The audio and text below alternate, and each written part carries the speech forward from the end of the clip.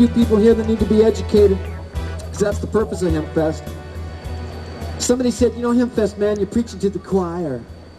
And we said, no, we're not, man. The choir's got to rehearse somewhere, you know.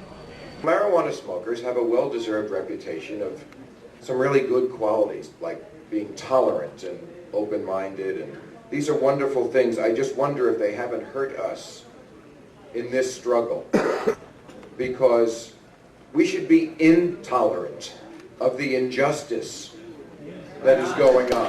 So what you got here is a processor making biodiesel from used kitchen grease. I go around to different restaurants around the Northwest here, or actually where I live in Olympia, and get from them their grease that was in their fryers. And they usually toss it out. And this process here takes the grease and sucks it into a machine with this hose here, and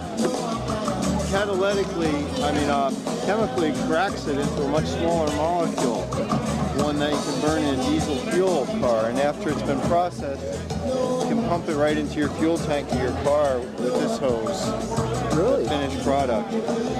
We have existing technology to replace the internal combustion engine with non-polluting sources of energy. It is true that in times of crisis, the people often lead the leaders. Yeah. It becomes our responsibility to make our voices very clear, very passionate, because we're in very dangerous times. I mean, when one country has 1/4 of the world's prisoners. People in power have the money and the guns, and we've got facts, that is the truth, and we've got moral authority. We're the ones who want no starving children in the world. We're the ones who want no clear-cut forests. We're the ones that want organic food that doesn't poison us. So we will win, right? This is not a guessing game. I'm not making a prediction. We will win. You know, I meet a lot of people who really are interested in changing the world. I bet if I ask all of you, if you thought the world needed changing, what would you say? Yeah, it needs changing. Now, for those who aren't familiar with this plant, it's 5,000 years old and has 50,000 uses, and it's been mixed up with the marijuana issue. Industrial hemp is a source of food. It's a source of fuel. It replaces cutting down trees because it's a great way to make paper. It produces medicines, lubricants, all kinds of products. And it's a plant that can be grown almost anywhere in the United States with almost no pesticides or herbicides. It's the longest, sturdiest fiber plant on Earth. We're here to say the truth and how it has affected us and other people who have loved ones in prison. My personal situation is I've chronic anemia since I was a child, which flipped into leukemia, and through all of the medications and all of the treatments, I've maxed out my lifetime maximum for radiation treatment. I've been through 2 serious courses of chemotherapy. This last situation that led up to my coming to Cannabis as a medication was I was down to 102 pounds. I was warehoused to a hospice. There was nothing left for me. And in Oregon, at least, where I was living in the 60s and early 70s, the powers that be understood very clearly that we had a unified movement, that marijuana was associated with resistance to the war in Vietnam, that was associated with civil rights activities, that was actually associated with bringing black and white people together. And so people have used hemp since 10,000 BC or so to make food, clothing, housing, paper, energy, all the fundamentals which we use again today. It hasn't changed that much, the way that we live our lives. We have a more technological society, but we still have to take care of the basic necessities of life. And hemp provides that for people. And when there is no logical answers as to why we're doing something that we're continuing to do, the answer becomes quite ominous.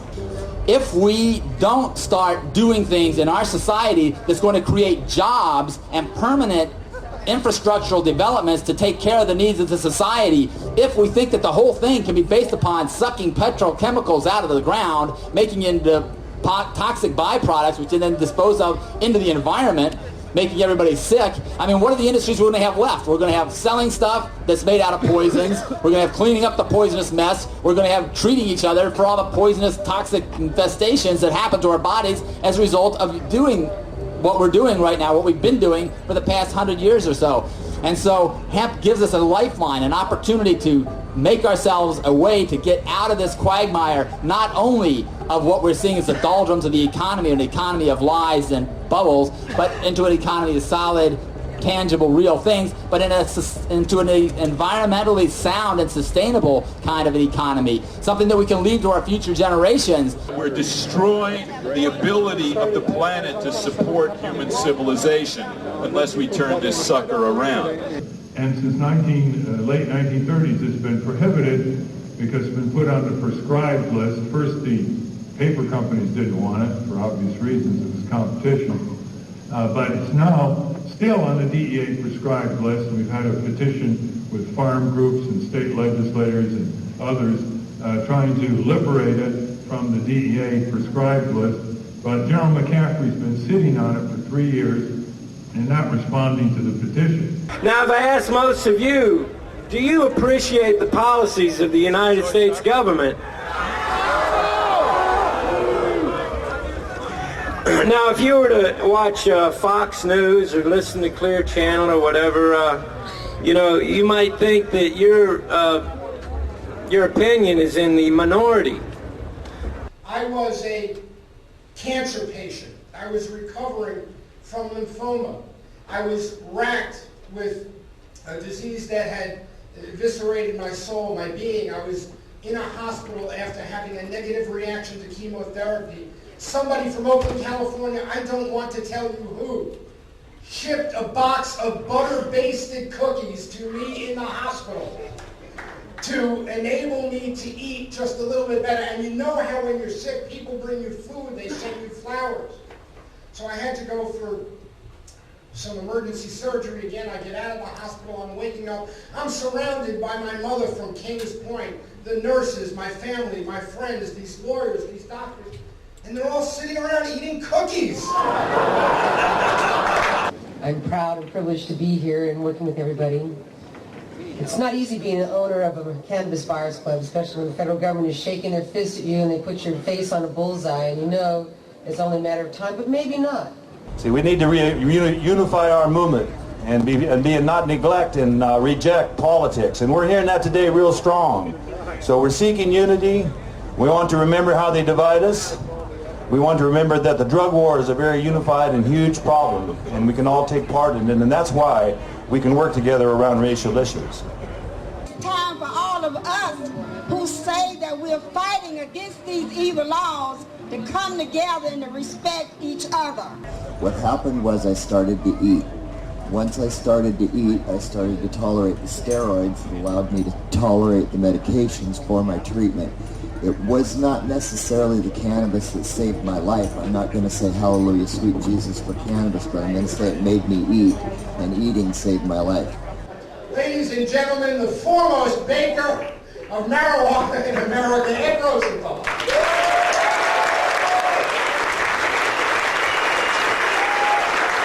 What a little notoriety can do, and I recommend it for everyone. I was working for 30 years trying to promote my books and, get marijuana legal and things like that. And, just one little arrest can just move it so far. Now, if everybody here got arrested and just had a little support group, and then we could just move this thing along really quickly. I have a son who's been incarcerated, who was a first-time offender. First-time offense, he received a 30-year sentence. He later on was able to, because of the appeal system, get downgraded to 19 years. He's 37 years old, and he's been locked up for 12. He has a 12-year-old daughter who is a poet, who is an achiever, and he has done all of this while being locked up. He's encouraged her, and just because our people and our children are locked away, they can still do great things, and we need to also be about encouraging them, writing to them, sending messages of love. Yeah, it's a much cleaner fuel than diesel fuel ever could even try to be. It doesn't have sulfur in it. Diesel fuel has sulfur, and that, one, is pretty rough on a diesel engine, and two, the emissions of sulfur dioxide, that's what creates acid rain.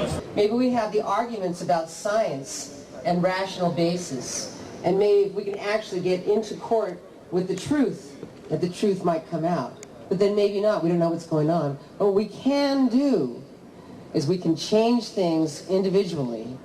And that's what I feel that I've done as a patient, getting well, bringing medical marijuana to the other patients, getting a license to distribute medical marijuana to the other patients in a way that the bureaucracy can understand. They can look at all the books and see that we're broke, honest, and doing a good service.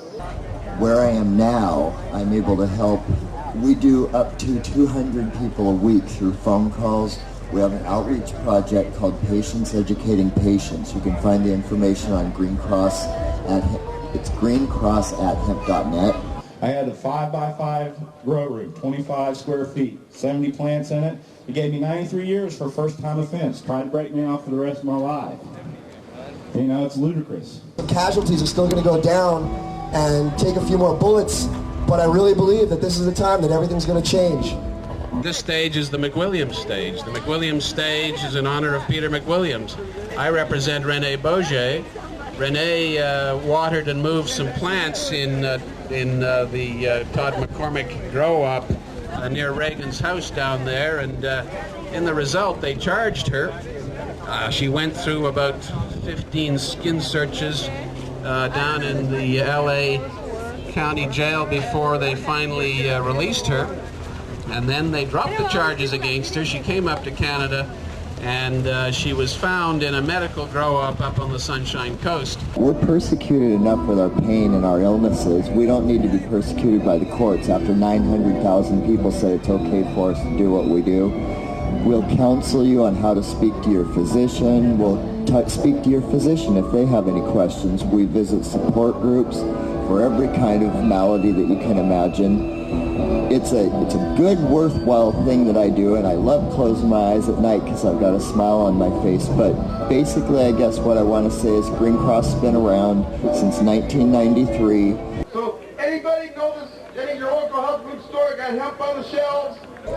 And it had longer shelf life, and it was much more delicious, and you know, we got good endorsements from doctors, and everything was going really good till the government shut it down. I was telling you about Hempanale and how good that was for us. All of a sudden, my company was booming. We were running that oil press 24/7 for over a year. We were bringing in a container load of hemp seeds a month, and we're looking at all this stuff, and the federal government said, oh, nope, you can't sell it as Hempanale. Even though we gave you full approval for this, we've changed our minds, and you can't sell this product anymore because